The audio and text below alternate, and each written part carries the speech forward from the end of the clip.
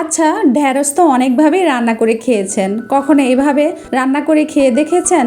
এটা রুটি, পরোটা, ভাতের সাথে এত বেশি মজার হয়।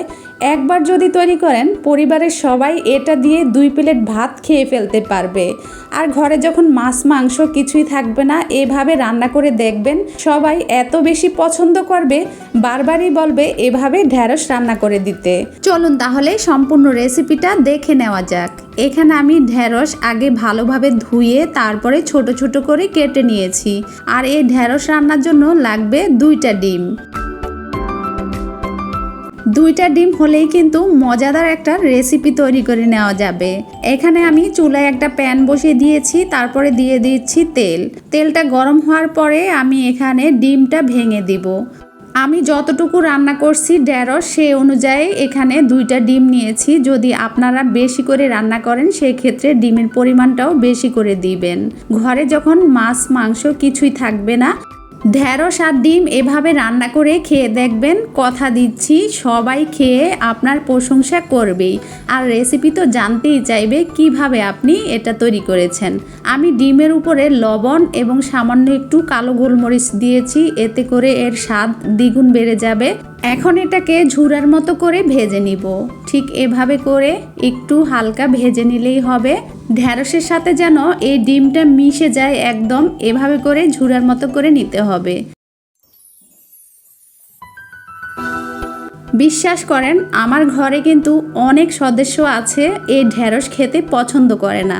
তবে আমি যেদিন থেকে এইভাবে ঢ্যাঁড়স রান্না করা শুরু করেছি, প্রত্যেক দিনই বলছে এভাবে রান্না করে দিতে।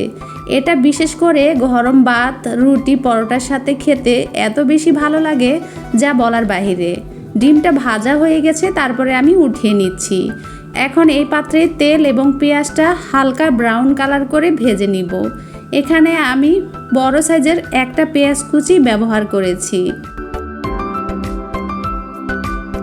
তারপরে কয়েকটা কাঁচামরিচ মাঝখান থেকে ফালি করে দিয়েছি।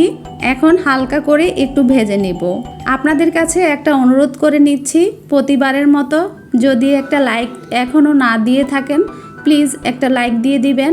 আপনার একটা লাইক পারবে আরও অনেকের কাছে আমার ভিডিওটি পৌঁছে দিতে, তাই কষ্ট করে একটা লাইক দিয়ে দিবেন। এই যে আমার পেঁয়াজটা কিন্তু ভাজা হয়ে গেছে। তারপরে এখন এখানে একটু পানি দিয়ে দিচ্ছি, যাতে করে পেঁয়াজটা পুড়ে না যায়। তারপরে দিব স্বাদ মতো লবণ।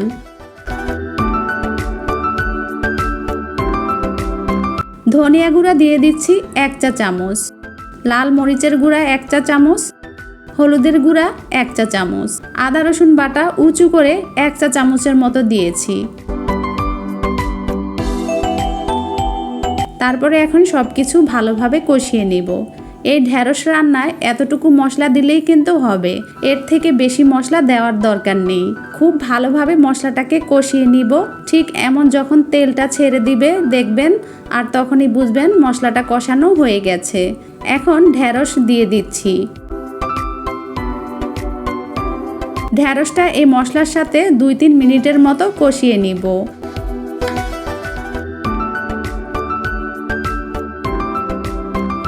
কষানো হয়ে গেছে। এখন এখানে টমেটো দিয়ে দিচ্ছি।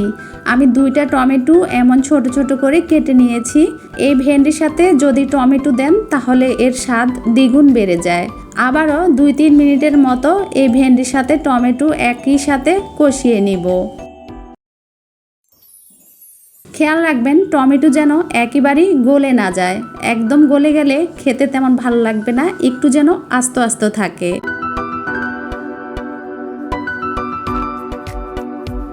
ভালোভাবে কষিয়ে নিয়েছি। তারপরে এখন এখানে দিয়ে দিচ্ছি পানি। ঢ্যাঁড়স খুব তাড়াতাড়ি সিদ্ধ হয়ে যায়, সেজন্য এখানে 2 কাপের মতো পানি দিয়েছি। এর থেকে বেশি পানি দিব না। আর ঢ্যাঁড়স যদি বেশি গলে যায় তাহলে সেটা খেতে বেশি ভালো লাগে না। এতটুকু পানিতেই কিন্তু সুন্দরভাবে সিদ্ধ হয়ে যাবে। ঢাকনা দিয়ে ঢেকে দিচ্ছি পুরোপুরি সিদ্ধ হওয়া পর্যন্ত। দেখতেই পাচ্ছেন এটা কিন্তু অনেক সুন্দরভাবে ঢ্যাঁড়সটা সিদ্ধ হয়ে গেছে, আর টমেটো কিন্তু একদমই গলে যায়নি। এখন এখানে আমি দিয়ে দিচ্ছি ডিম। এ পর্যায়ে অবশ্য ডিমটা দিবেন। আর ঝোলটা কিন্তু একটু মাখো মাখো রাখবেন, বেশি শুকাবেন না, তাহলে খেতে ভালো লাগবে না। একটু মাখো মাখো ঝোল থাকলে খেতে বেশি ভালো লাগবে। তারপরে এখন ধনিয়া পাতা কুচি দিয়ে দিচ্ছি। দিয়ে তারপরে ঝোলটা আরও একটু শুকিয়ে নামিয়ে নেব।